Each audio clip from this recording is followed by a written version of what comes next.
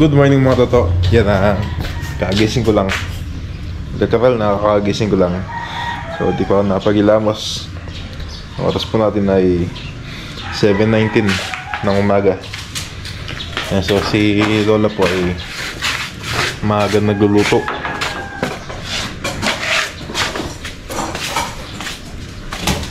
Yan, nagluto si Lola dahil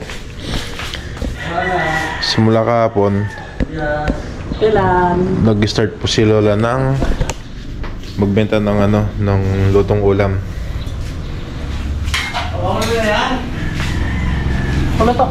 Lubog. Sinagliat ang pulutok natin. Pesaluan kayo pa si Bayan niya bigising. Marano kong ating makasyang. No, ano nga po? Tagalog? Bopis. Bopis. Ay, tinda ni Lola Bopis, tsaka menudo. But, so, maaga nagluto si Lola. Kapon lang po siya nag-start magtinda ng lutong ulam. Menudo.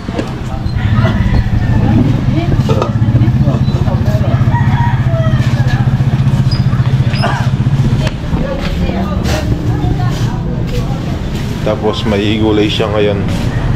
Bali, 3 klaseng ulam niya ngayon. So kahapon 2 klase. Itong Bopis, kahapon po nagluto na siya. Pero ngayon magluluto ulit dahil kahapon daw po kulang yung niluto niya. Nagustuhan ng mga bumibili. So agad na ubos.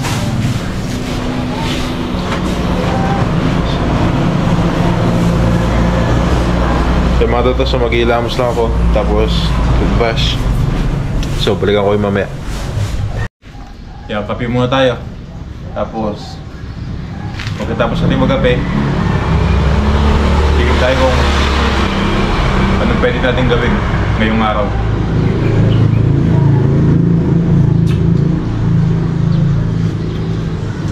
Ano ngayon? Tuesday yata?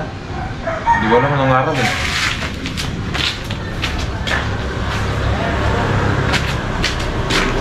Tuesday.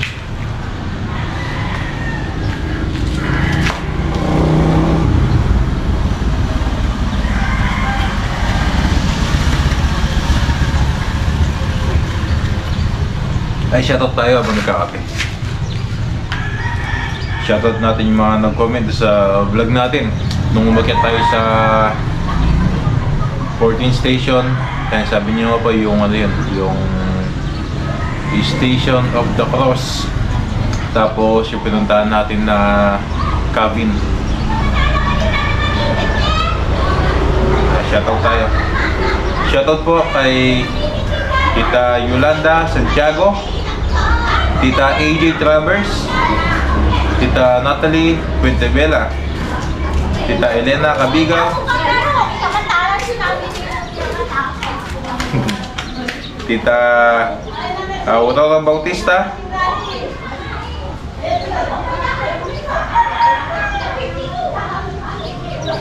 tsaka kay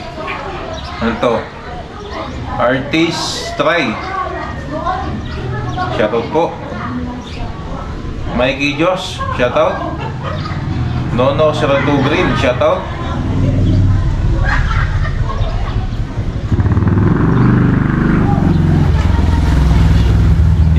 Selly Lapos, shoutout din po. Tsaka kay Tita Ellen Diman, shoutout po.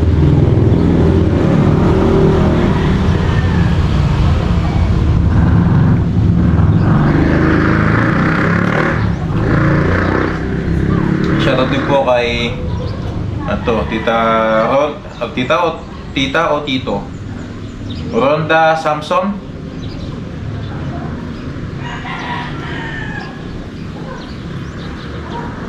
Shoutout din po kay Gigi Buenaventura,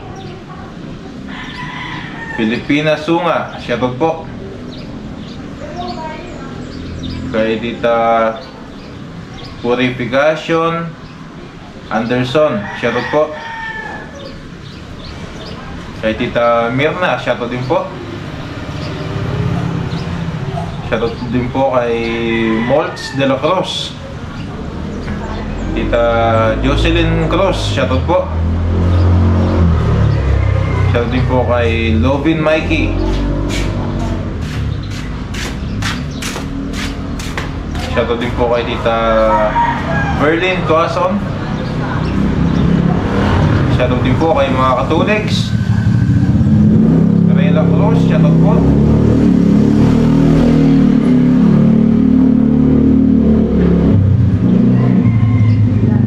Shoutout din po kay G. Sagana.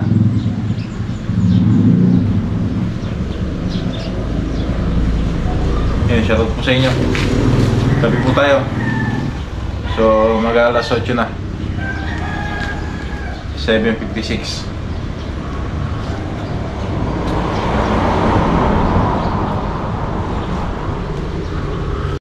Yan, so kagabi, dahil dito po tayo kumain, so nagutom na ako ngayon. Bili tayong ulam kay Lola. Po? Saan yung ulam? Hello po. Good morning sa inyong lahat dyan. Yan, bili po tayong ulam. Bibili na ng ulam. Yung... ano to? Pulutok. Maganing pulutok po? 50. 50.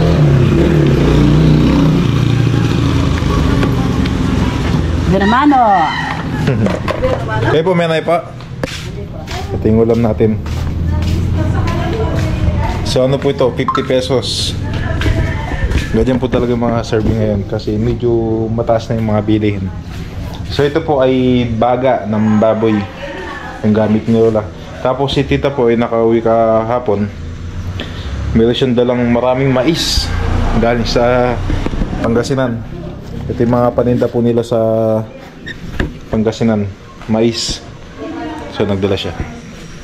Okay, so doon ko tayong ulam ay kanin, tapos kain muna tayo.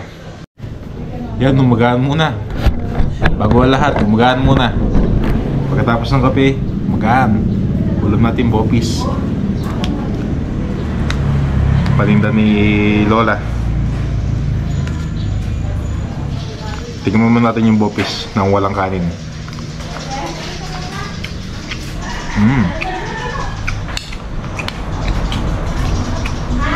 Kaya pala mabenta. So kahapon daw po, kaya agad na ubos yung paninda ni Lola.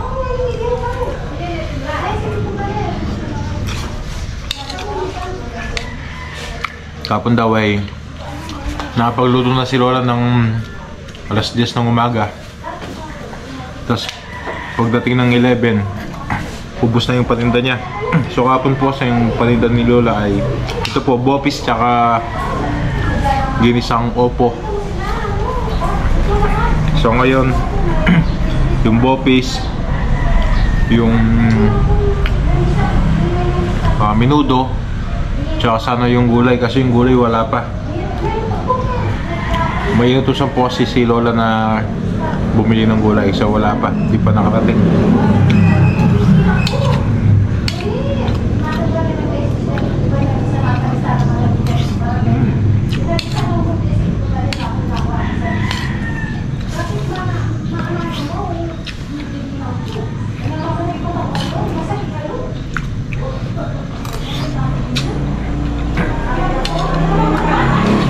Sarap, may ano siya, may anghang ng konti.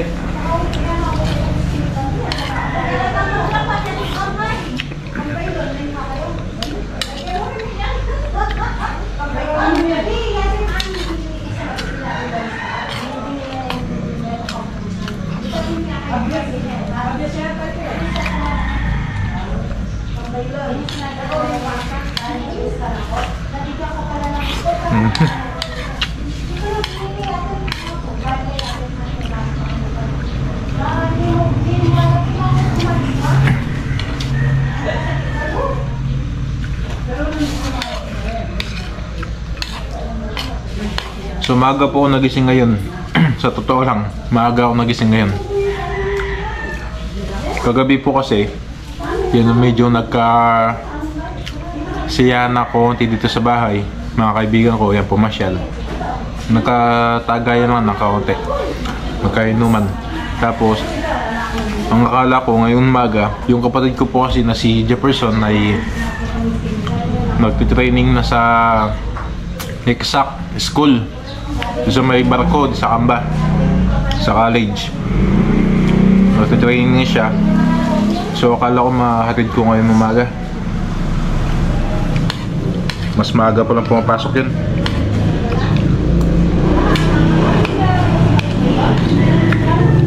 Kaya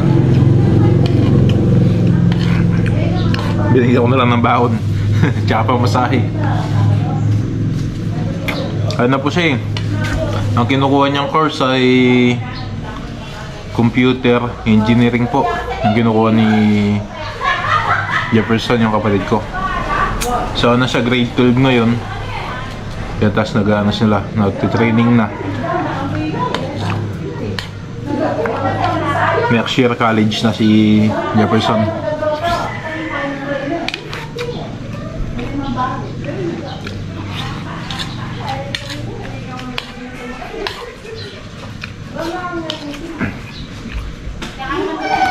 Sarap. Lalo nagpasarap yung konting ano niya, konting anghang.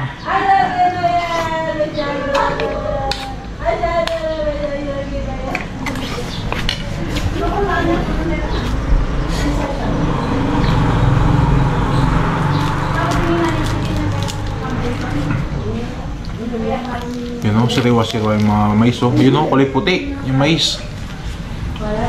Sarap to. Nilaga. Tsaka ginisang mais. Yung swam.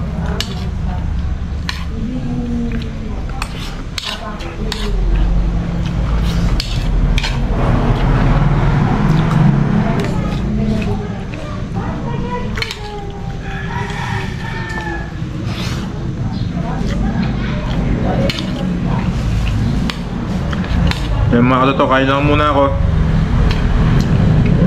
Tapos balik ako mamaya. Diba?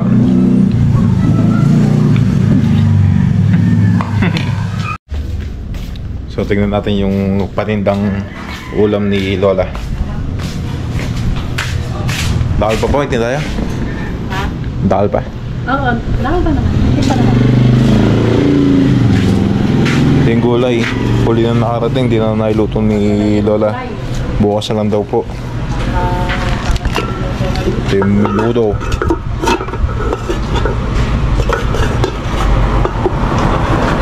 Ay, Ninang. Bless po, Ninang. Tapos, ito yung bopis. Ito yung ano. Si Ninang. Ninang May. Yung mga to, so yung mais, mamaya mag-iyaw ako. Gusto ko iyaw ng mais eh. Yung iba nilaga na ni Lola.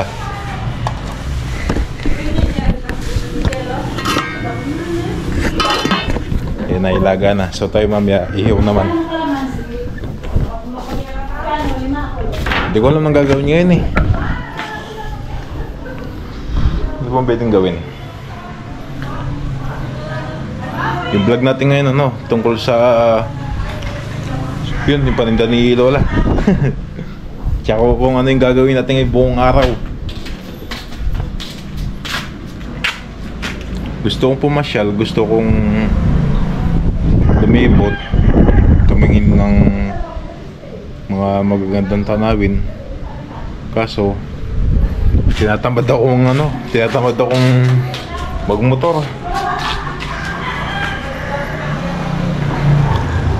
So mamaya na lang. Tignan natin kung anong gagawin natin mamaya.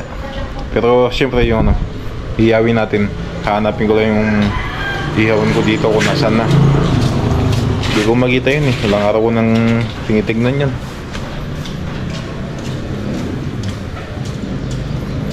Eh medyo magulo pa po dito sa harap ng bahay ko. Oh.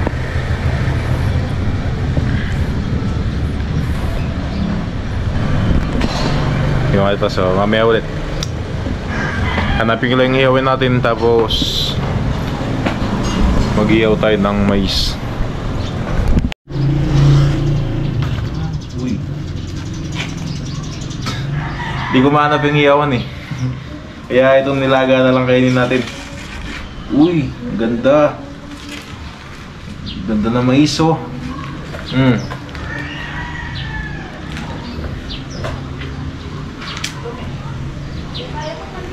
Sayang, sarap-sarap kung inihaw, kaso wala yung ihawan natin eh. Di ko pumanap yung ano, pinaka parilya kung tawagin. Nilaga na lang.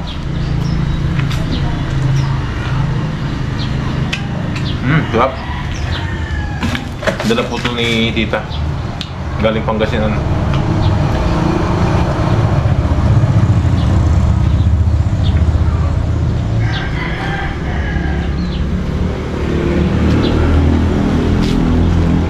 Ito po yung negosyo ni Tito Bonnie, yung asawa ni Tita Palpel. Ito po yung negosyo nila sa Pangasinan. Nagbebenta siya ng mais. Kaya yung po yun na yung mga magulang ni Rex.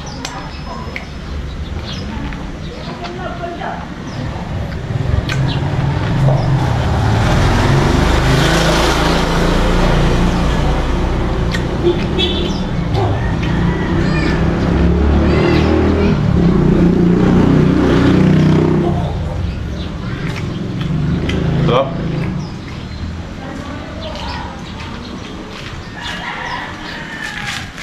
Maganda yung panahon ngayon, hindi mainit. Walang araw. Maganda yung panahon.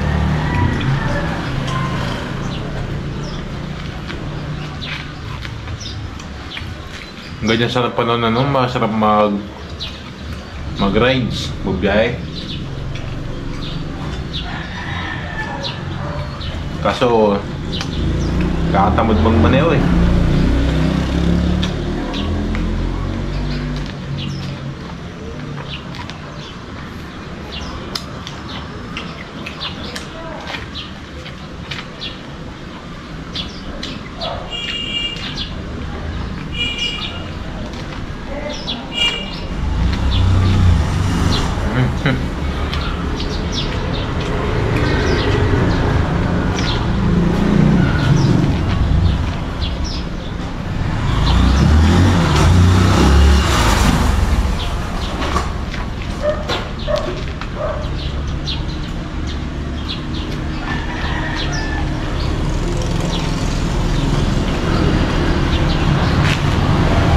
Ubos.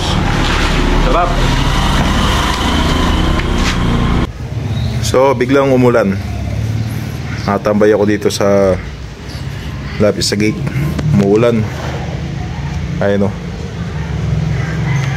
Parang masarap pang ano ngayon.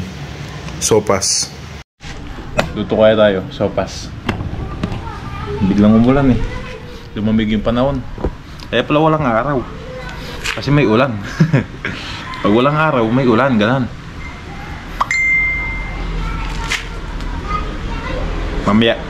Mamayang hapon, luto tayo ng sopas. So ano pa lang, alas 12. Eh silipin natin yung tindahan ni Lola kung naubos na ba. Hindi ko na po naipagkita sa inyo yung mga bumibili.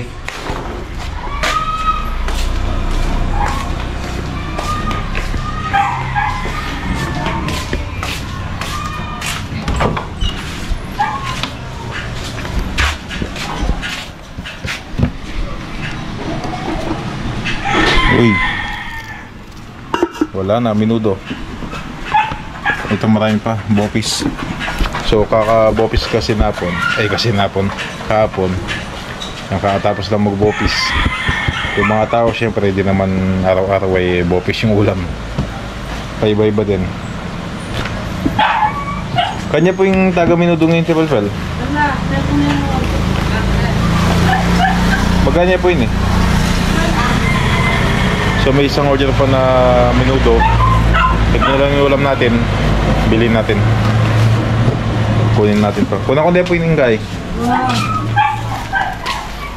kinuha ko na yung minudo. So ito yung ulamin natin. Babayaran ko po ito babayaran natin kay Lola. Kakain muna ako, tapos mamayang hapon luto tayong merienda, yung sopas, sarap. Yan, kain na po tayo. Minudo. Ang tawag namin sa mga ganito ay ready-made. So puro kain na lang ginawa ko sa vlog. Puro kain. Ito po ay babayaran ko kay Lola. Babayaran ko po to. Hindi to libre. May bayad to. Negosyo negosyo. Kaya po.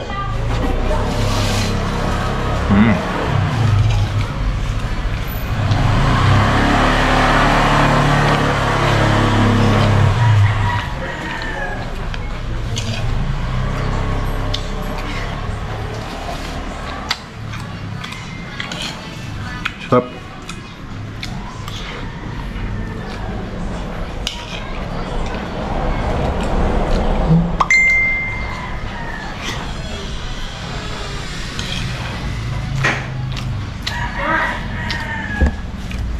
Sarap ng pagluto.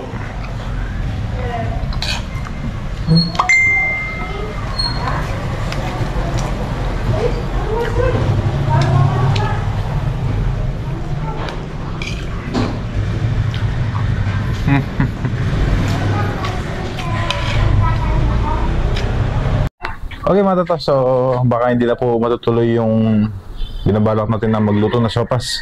And dahil tumila din po yung ulan, medyo uminit na yung panahon. Kanina kasi akala ko tuloy-tuloy na yung pagulan, so tumila. Okay mga tatas, so ngayon may gamit tayong mic.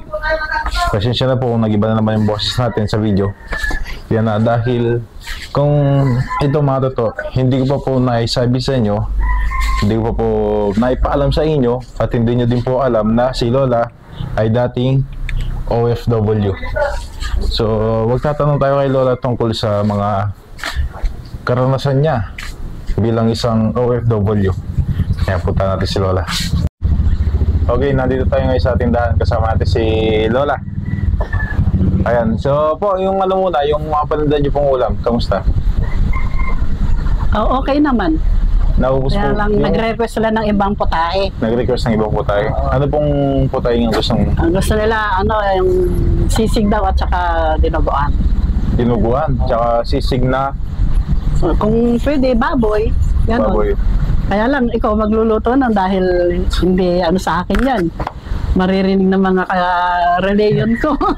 Hindi, pwede yung sisigan din. Ay, dinuguan ako magluto. Oo, yung dinuguan, ikaw Pwede. na lang. Ako magluto bukas ng dinuguan. Yan, paninda ni Lola. So yun, nandito po tayo ngayon sa tindahan ni Lola. Yan, ay tatanong natin yung mga totoo. So ngayon nyo lang di po malalaman na si Lola po ay dating OFW. Dati siya natatrabaho sa ibang bansa. Anong bansa po? Kuwait. Sa Kuwait. Kuwait. Sa Kuwait siya namasukan dati. Anong trabaho niyo po doon? Bilang tagapag-alaga ng isang premature na baby. Baby. Oo. Ilang taon po kayo doon? Months lang eh. Months kasi, lang? oo, Bakit kasi po? nagka-problema yung sahod ko. Problema sa sahod. Kasi ang mga katoto, ganito, ang kontrata, 3 months salary deduction. So pumunta ako ng 1994, March 24. Ngayon, March, April, May, June dapat may sahod ako, kaso hindi nila ibinibigay. Nangulit ako. Sa pagkukulit ko sa employer ko, yun, nagalit sila. Sinaktan nila ako. Hanggang sa pinagtulungan ako ng mga kapatid niyang 3 sister na pag day off ko, pinagtatrabaho ko na walang sweldo. Kaya yun, ang naisip ko dahil nasaktan nga ako, wala na nga akong sahod, sinaktan pa ako nila, tumakas ako sa employer kong yun. Dumaan ako sa pamamagitan ng isang kumot na isinabit ko sa isang bintana na maliit lang. Tinali ko doon sa heater ng tubig nila. Tapos, doon po kayo dumaan sa bintana? Oo, bumaba ako kasi yung pintuan nila nakapadlock. Tsaka may Kumbaga kinulong po kayo doon sa... Hindi naman. Ang alam nila, natutulog ako ng kuwan. yung sa higaan ko. Pero hindi nila alam, binalak ko ng tumakas na lang para magsumbong ako sa agency ko. Ilan taon po kayo nung nasa ibang bansa kayo? Edad, Opo. 40. 40. Yung sino na pong mga anak niyo nung nasa sila Tito Jojo, Oo, mga Papa? ano pa sila, estudyante pa, nag-aaral pa lang. Alas lahat po sila na Nag-aaral pa lang, elementary and high school, yung tatlo. Si Tita Pelpel po kasi, siya po yung bunso. Siyang bunso, elementary siya. Ay, hindi siya nag-aaral. Ay, hindi po siya Ano nag-aaral. pa lang siya, 5 years old, kaya hindi pa siya nag-aaral noon. Si Jeberen lang yung nag-aaral, grade 1. Ayun, yeah, si Tito po yung namayapa ko dito. Siya po yun. Eh, na paano po, di ba po, yung pag ganyan sa ibang bansa, yung mga namamasukan kayo, yung mga passport nyo, di ba, hawak ng mga Hawak boss ng nyo? employer ko. Paano po kayo nakauwi? Ngayon, dahil alam ko, hawak nila, susi yung drawer ng pinaglagyan ng requirements ko, yung lahat ng papers ko. Kaya hindi ko hinangad na nakawin o kunin. Kaso, ang ginawa na style ng employer kong babae, pinapalinis yung kwarto niya, tsaka yung drawer door. Pero nakaabang yung mga papers ko, tsaka mga maraming alahas, maraming pera. Kanino po yung... Yung sa employer ko. Kasi ang nila, para kung masilaw man ako sa alahas nila at sa mga pera, kukunin ko yung papers ko, pero yung pera hindi ko pakikialaman. Kaso hindi ko na lang pinakialaman yung in-interest yung papers ko kasi ang ko sa loob ko, pag nakatakas ako sa bahay nito, ididimanda ko kayong lahat kako. At makukuha ko rin yung mga papers ko at passport kako. Kaya ginawa ko yun nung makarating ako dahil nakababa ko sa pamamagitan ng kumot. Pinalansya ko po yung kumot na yon, bedsheet kumot, 5 piraso yun, nasa 5th floor kami.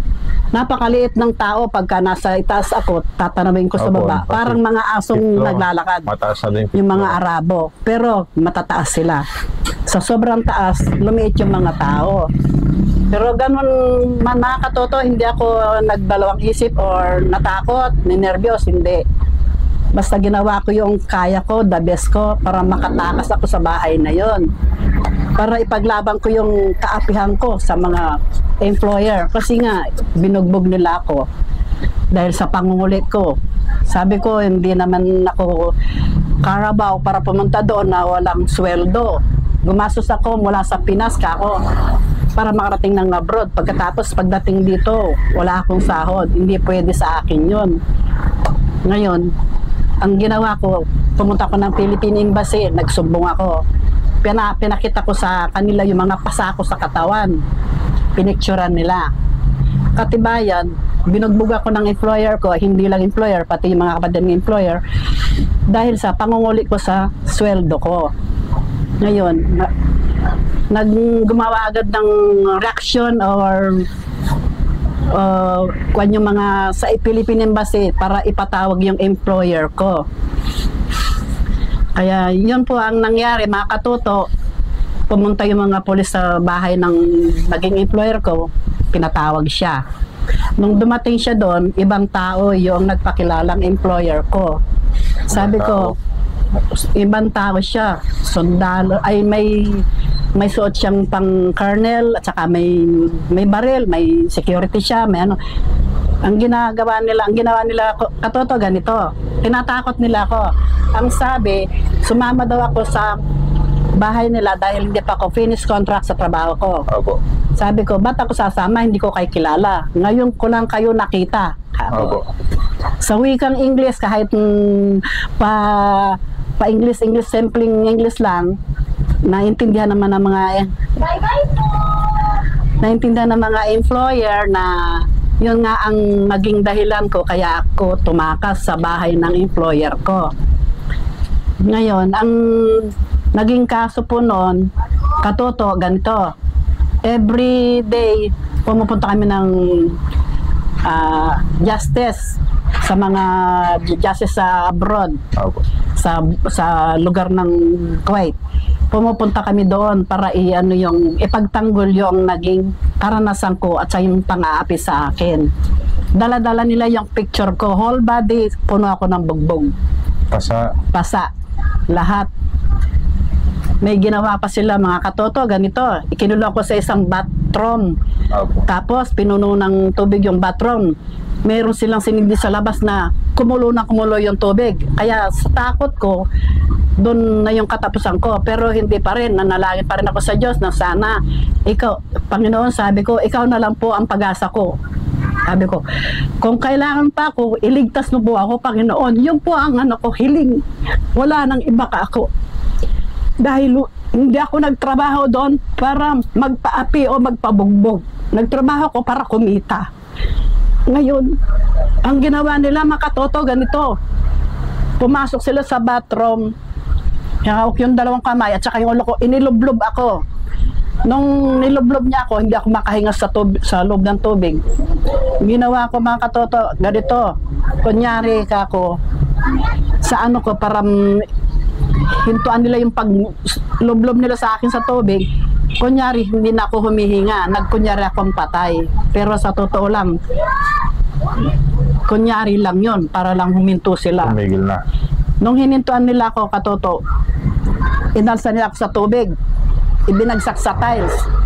Tinis ko yon. Bugbog talaga ang katawan ko. Hanggang sa, dumating yung amo kong lalaki, doon sila nahinto. Dahil yung amo kong lalaki, mabait siya, mapangunawa, at saka higit sa lahat, mapagmahal sa akin bilang katulong or kasambahay ng nila. Niyo po, yung amo niyong babae. Yun ang maldita at saka yung kapatid nilang tatlo na walang mga katulong, akong nagiging katulong. Every Thursday day off ko, akong ginagawang katulong, tagalinis ng bathroom nila, bahay nila, na wala naman akong sahod. Kaya, sabi ko sa isip ko, bakit kaya ganito yung mga tao sa sa ibang bansa kako? Pinapagod na ako, ginutom pa ako. Dahil ganito katoto, nung lumaban ako sa katuwiran, hinigpitan nila ako sa pagkain. Nilagyan nila ng CCTV, kaya alam nila kung kumakain ako ng ubas or prutas sa ibabaw ng lamesa. Pero ganun man, ang katwiran ko, nagugutom ako, ma'am. Paano naman kung hindi ako kumain? Paano kung makikere yung baby nyo? Paano kung mahawakan sa sobrang laki niya kako? Kasi katoto, yung baby niya, maliit lang, dumating ako doon, premature. Pero umabot ako ng 6 months sa kanya, napalaki ko yung bata. Sa pamamagitan ng pag-iingat ko sa pag-alaga sa baby nila. Saka sobrang taba. Ibig sabihin po, nung 6 months na yun, wala kayo na talaga natanggap na sahod? Walang-wala, kahit na 5. Kasi ang katuwiran nila, kinukuha daw ng employer ko, agency ko, yung sahod ko. Sabi ko, ba't kinukuha nila? Hindi naman sila yung nagtatrabaho, nagsiservisyo sa inyo, ba't kinukuha ka ko? Ayun daw ang patakaran doon. Ganun ba? Sige kako. Kaya sa isip ko, mga katoto, ganito. Once na makatakas ako sa bahay na yon, damay pati agency ko sa Kuwait. Ididemand ako. Pero ganun man, mga katoto, naganap yon. Nang dahil sa lakas ng loob ko, buong isip ko na talagang ididemand ako yung mga employer na nang aapi at saka hindi nagpapasahod sa mga naging katulong o kasambahay sa abroad. Kaya katoto, nung dumating ako sa Philippine Embassy, napakarami, siguro 980 ang mga katulong doon o kasambahay na hindi nalulutas yung nila, yung problema nila. Hindi po yung problema tulad po sa inyo? Katulad sa akin, merong na-rape, merong pinagbintangan ng nagnakaw, pero kahit hindi. Ngayon, sa pamamagitan ko katoto, alam nyo, natulungan ko yung yung ibang mga ibang, siguro sa pag-stay nila may 2 taon na, may 5 taon na, naghihintay lang sila kasi katoto sa sa Philippine Embassy, libre naman yung pagkain. Walang problema, buhay ka. Kaya lang, paano naman yung mga naghihintay dito sa Pilipinas na padadala mo ng kinikita mo. At saka isa pa katoto, hindi nila alam kung buhay yung nakarating doon o namatay na o pinatay. Kaya wala kaming komunikasyon ng mga family ko dito sa Pinas nung nasa abroad ako. Kaya ang ginawa ko, Katoto, ganito. Pumunta ako ng habang nasa Philippine Embassy ako,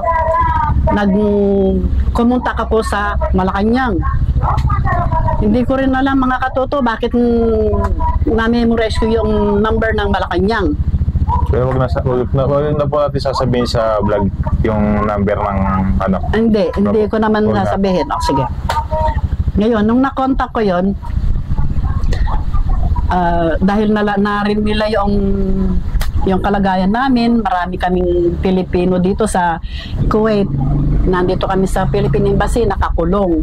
At least kahit po nakakulong, ganito yon. Hindi naman kami napapabaya sa pagkain, saka sa mga damit. Alaga po talaga ito. May nagbibigay, may nagdo-donate ng mga kapwa Pilipino din po. Kapwa Pilipino yung may makaya sa buhay. May pumupunta sa Philippine Embassy. Ganon. Lahat ng pagkain, matitikman mo. Kaya lang, mga Katoto, kung Pilipina ka o Pinoy, hindi mo kayang kainin yung mga ibinibigay. Yung hindi sanay. Opo, hindi sanay sa yung mga pagkain. Filipino foods, yun ang nakakain namin. Kaya yun, kahit pa paano naman nakakaraos. Kaya lang ako, Katoto, hindi ako kontento sa nandun lang ako, hihiga, tulog kain, hindi ako kontento nun. Ang gusto ko, yung kumikita ko, walang nasasayang na oras. Kaya nung one time po, may pumunta sa Philippine Embassy, nag-offer ng Lebanese siya, nag-offer ng work. Ngayon, 3 days lang ang Hintayin nyo. ang pag-stay ko sa bahay niya dahil magpapa-general cleaning sa bahay niya. So ngayon, sa pag-stay ko sa kanya, Katoto, dahil balo siya na wala siyang kasama sa bahay, nag-offer din siya kung gusto ko maging raw niya ako. So nag-isip po ako, mga Katoto, inisip ko yung mga anak ko din sa Pilipinas. Hindi ko pinili yung masaganang pera o magandang buhay. Hindi ko pinili yun. Niligawan si Lola doon. Kasi nga, yun, yung mga kasi sa abroad, parang sa paningin nila, maganda yung mga Pilipina. Opo. At saka malinis daw.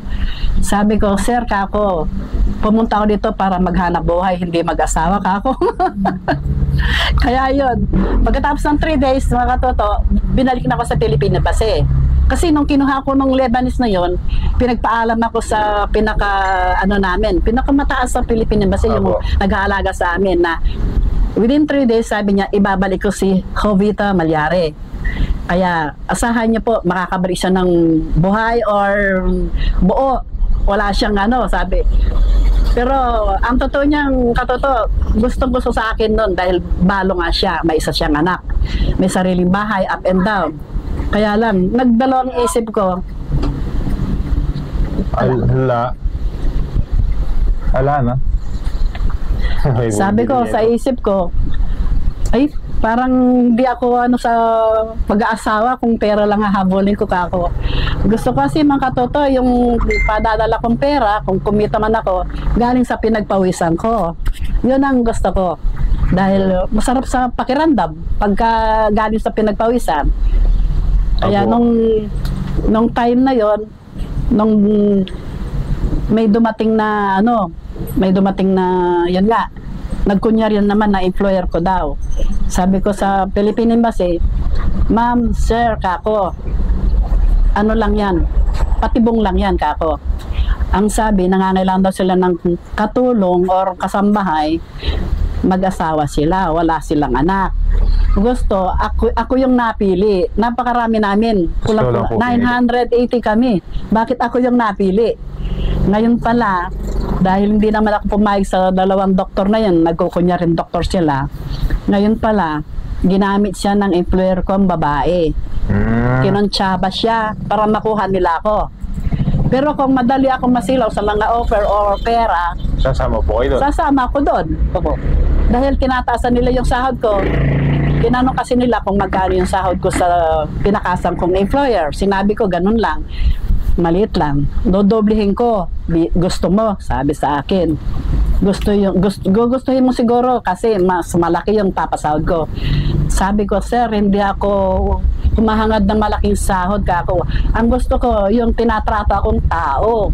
Hindi ako tinatratong kasi sa ano ko, para kung animal ba na trinato nila. Wala nang sahod, hindi pa pinapakain, sinaktan pa. Kaya, yun, nabigo sila. Pero ang hindi nila alam, nakakatoto, nung lumabas ng Pilipinas yung mag-asawang nagpanggap na doktor, sinundan ko yung paglakad nila hanggang sa sumakay sila ng kotse. Andun yung amo kong babae na pinakasan. Nasa kotse? Nasa kotse, lumabas. Ang ginawa ko, mga katoto, tinawag ko yung mga empleyado sa Philippine Embassy. Sabi ko, tingnan nyo, kung ako madaling masilaw sa pera o sa sahod ng malaki, sana nadala nala ako. Pero hindi. Isa lang kasi ang pakay nila eh. Yung makuha nila ako, tapos gagawin nila yung papatinan nila kasi maraming nangyayaring ganun eh. Nasisilaw sa malaking pera. Sounds. Kaya yon, maraming namamatay doon, mga katoto. Nasaksihan ko yon. Okay po, so ang natin ngayon, paano po kayo nakauwi sa Pilipinas? Paano nakabalik? Ganito. Kaya naman ako nakabalik. Opo. May nag-offer na naman na isang employer na maganda raw yung pasahod sa akin at maganda yung trato. Opo. So, hindi lang ako yung magiging kasama nila. Marami kaming kukunin.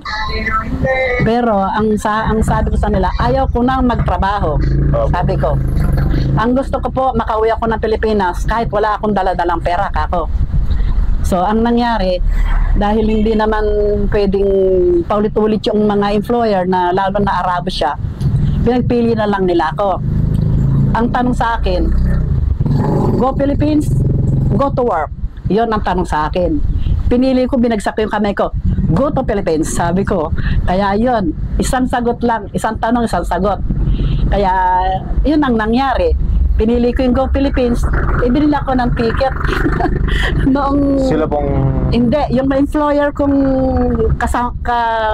kakuntsaba. Opo. Sila yung bumili. Dala-dala pala noong nagkukunyari na kukunin ako. Dala-dala na nila yung passport ko. Meron na siyang plane ticket. Para baka sinusubukan nila ko kung masisilaw ako sa offer nila or kasi kung sasama ko sa mga nagkukunyaring yon, madaling Hindi po ba, salita. Kasi nung dumating po doon, dala na yung passport eh. Baka may balak po talaga na palayain na kayo, pauwi na ng Pilipinas, pero kung masilaw kayo doon sa offer nila, babalik kayo sa kanila. Hindi, ang para sa akin ganito yon. Kasi yung plane ticket, hindi naman bayad yun eh. Hindi naman full paid sa airport yun eh. Opo. Hindi pinipol paid yan. Hindi. Hindi full paid. Pero ang pinagtataka ko, katoto, bakit nasa kanila yung passport? Opo, yun nga po. Yun ang naging ko, bakit nasa kanila? Ay, hindi ko naman sila kilala. Noong ko lang nakita nung kon na yun. Tatlong mag-asawa ang nagkunyari na nangangailangan ng kadama. Dala-dala ang passport ko, kako. Kaya sabi ko, kung aanga-anga ang isang katulad ko, nadala na ako. Nakuha na ako. Dahil sa hirap at saka sa sobrang hiya ng employer ko na tinakasan, ang binalak nila, makuha nila ako ng maayos. Pagdating sa kung saan man, didispatchay na ako. Kasi hiyang-hiya sila eh. Inano ko kasi sila, ikinalat ko yung complainant ko sa mga headquarters nila doon, saka sa justice. Ikinalat ko, hindi lang isang justice. 3 justice. Kaya yun ang nangyari. Nakilala na sila doon. Pinili ko yung Go to Philippines. Kaya yun. Ora mismo, yung oras na yun, lumitaw yung passport ko at saka yung plane ticket. Tinanong ako ng March 21, lilipad na ako. Ay di naka-booking na. Pero kung hindi man ako papayag nung katoto, pwede nilang i-cancel yon. Madaling i-cancel yon. Yung mga to, so yun po yung istorya ni Lola nung siya ay isang OFW. So isang beses lang po kayo pumunta sa ibang bansa. Isang beses lang ako. Kasi na po kayo bumalik noon. Hindi na. Actually, mga katoto, dati may nakita ko ditong picture frame na may dala po yung maleta. Oo, yun. lilipad po kayo pa ibang bansa noon. Yun po yung... Nandun, yun ang suot-suot ko. Dati po, nasa na po ngayon yung ano, picture frame. Kasi simula po naglinis kasi na iba na yung ano eh. Saan ko ba nailagay yun? Naitago na yung Nandun mga lang ibang yun eh. gamit. Kasi dati po, nandito lang sa may sala yung nakasabit. Nakikita ko po yung picture frame ni Lola na nakamaleta tsaka nasa airport siya. Ayun mga to, so ngayon lang din po nyo nailaman na dating OFW si Lola at saka may masamang karahasan na nangyari kay Lola. Pero di naman po hindi naman po siguro lahat ng mga amo, yung katulad nung napuntahan ni Lola, ganun po yung mga trato sa mga empleyado nila. Hindi naman po siguro ganun. May mga iilan din po sigurong tao na ganun yung estilo o pagkikisama sa mga empleyado, pero hindi naman po lahat naggagawa yung mga ganun na masamang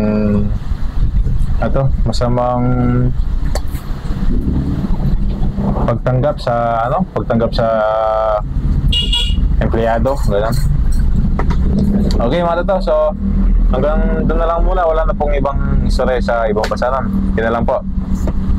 Yung ko sa bintana, pagbaba, hindi ko in-interest yung mga libreng damit na binigay sa akin noon. Ang ginawa ko katoto, yung kung ano yung dala kong galing Pilipinas na damit, saka isang bag na maliit, yun lang ang inihulog ko sa bintana.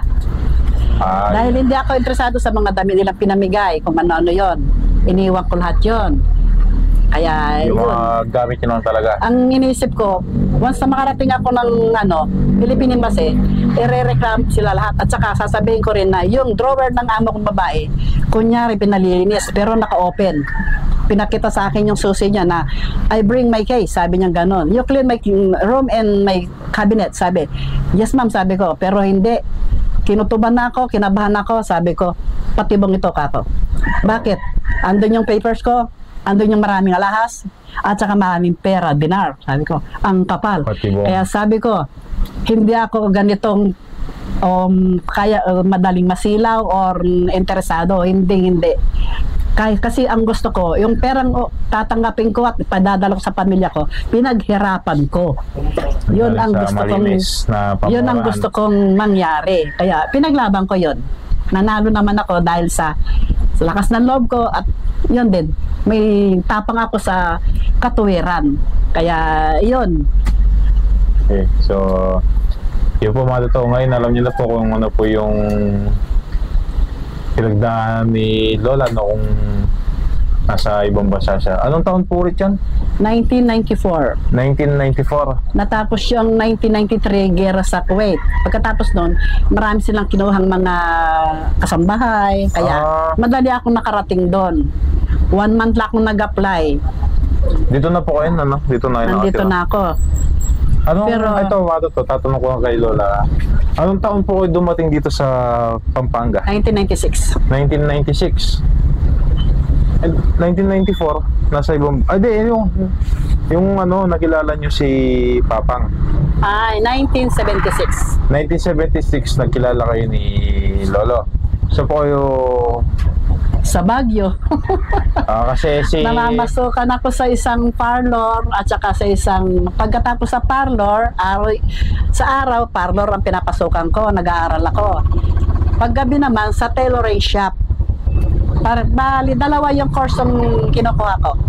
Pagkatapos ko sa bahay na sa trabaho, yun, namamasukan naman ako bilang parlor at saka nananahi. Sa Baguio, yan mga totoo. So si Lola po kasi dati din, ito sisingid din namin. Si Lola po kasi ay dating nagtitinda sa Baguio. Naglalako ako ng mga gulay Pangasinan, Ilocano. Namimili ako. Tapos namimili rin ako ng mga biik. Iakyat ko sa Baguio. Dahil may mga order yung mga empleyado sa Baguio ng biik. Kahit na mabigat yung mga biik at mabaho, pinagtyagaan ko yon. Ano pong Edad sakyan? akong 14. 14. 14 years old ako noon. Wala pa po kayo mga kapatid sa Baguio nun? Meron nga, dalawa. Hindi po, nung nagtitinda pa kayo ng ano? Meron na, dalawa. Sino Doon ako po tumutuloy. Si Kuya Rudy at si Ate ko Merna. Sila Lolo Yung panganay Rudy. sa akin. Tsaka, yung si Lola Merna po, yung ate ni Lola, taga Rizal. Nasa Antipolo Rizal sila Antipolo ngayon. Rizal. Doon siya nakatira. Si Lolo Rudy, mas matanda po si Lolo Rudy sa inyo. Matanda si Kuya Rudy. Mas matanda po si Lolo Rudy. Nakita niyo na po yan nung pupunta po sila dito nung last night ni Tito. Yung mga taga Pangasinan, yung iba doon taga Manila tsaka Baguio. Yan, so yung kay Papang naman, doon po ay nakakilala sa Baguio. Sa Baguio. Si Papang noon, anong trabaho niya sa Baguio? Ano siya, isa siyang yung minero. Sa Minero? ilalim ng lupa. Isa siyang minero, naka-helmet kasi. Uso ba yung doon po dati? Mga nagmimina? Kasi yun, nagmimina sila sa ilalim ng lupa. Ayun ang trabaho niya doon. Ilan taon na po kayo noon?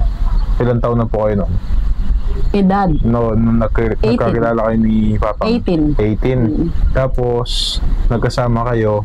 Nung namasyal naman ako dito sa Lawigan ng Pampanga, ayun, niligawan ako ng mga family nila mula sa lolo niya hanggang kapatid niya, magulang nila. Niligawan ako hanggang sa, ayun, napagusto na rin ako, kaya ayun. Niligawan Pinagtulungan akong pinagligawan ng mga family niya. Para kay Lolo. So, gusto ng pamilya ni Lolo na magkatuloyan sila Lola at si Lolo. Buti po napasyal kayo sa Pampanga nun. Kasi mayroong okasyon. Sinong okasyon na? Yung kuya ng lolo mo. Meron siyang okasyon. Nag-invite siya. Pinapa-invite yung naging girlfriend ng kapatid niya. Yun nga, si lolo niyo ngayon na namayapa. Pinapapasyal dito sa Pampanga para daw makilala ng family niya. Ayun, pinagustuhan ko naman na mamasyal. Kaso pagdating dito sa Pampanga, yun, gumawa sila ng himala para hindi na ako makauwi. Pinagtulungan si Lola ng mga kapatid ni Lolo para magsama silang dalawa. Para ganun po yung nangyari. Kaya madalian po yung paliligaw at saka yun nga, kasama. parang panaginip lang. Sa Mesulo po sila, no? Mesulo. Doon sila nakatira. Po kasi mga kapatid ni Lolo, mga taga Mesulo, San Nicolas, tsaka sa Magalang. Isang Magalang malapit buto sa pinuntahan natin na bundok. Malapit lang sila doon. Okay mga to, so hanggang yun na lang po siguro istorya na po. Yung mga nakaraan ni Lola nung medyo bata-bata pa si Lola talaga. Ilang taon na po kayo ngayon? 67. 67. 67 na sila. Bali, 37 years nang lumipas nung nasa ibang bansa po kayo, no? Okay mga to, so maraming salamat sa inyo lahat. Tatapusin na po namin yung vlog namin. Yan si Lola. Yan po. Yan. Haba pa lang natin, 31 minutes. Nagkwentuhan natin. Okay mga to, so maraming salamat sa inyo lahat. At kita-kita lang tayo sa susunod na video. Yan po. Thank you po. Okay, thank you po. Shoutout po sa inyo lahat dyan. Yun, shoutout po. Sana po ligtas kayo lagi sa lahat ng oras. Yun. Salamat po. So mamaya alis ako. Bibili ako ng mga lulutuin para bukas sa paninda ni Lola. Thank you po mga toto. Para maagang mailuto. Alas 4 pa lang kasi, alas 5 nakagising na ako. Bukas po gisingin niyo lang po ako ng maaga para naghihiwa ng mga rekado at saka yung pansangkap na ibang kwan. Opo. Ayun, sa Lola po kaya sa akin pinapaluto yung dinuguan dahil nga po bawal sila. Bawal silang kumain ng dinuguan dahil nga po ang reliyon nila ay dating daan. Bawal sa kanila yung mga dugo. Bawal sa amin yun. Pero may mga nag-request po kasi kaya pagbibigyan ni Lola na magluto ng dinuguan. So tayo magluluto bukas ng dinuguan. Thank you sa inyo mga toto. Bye po. Bye po. Thank you po sa lahat. Ito yung picture ni Lola nung nasa ano siya, airport. Nung pupunta na siya sa ibang bansa. May si Lola. Yung picture niya, yung ano, 40 years old ako. 40. Yan, pupunta po siya sa kanyan sa ibang bansa. Hindi, galing na ako. Galing na po Galing kayo? na ako. Pauwi na po kayo dito? Oh. Pinawa ko ng OWA. Oh, ay, hindi pala maleta tong ano, dala yung...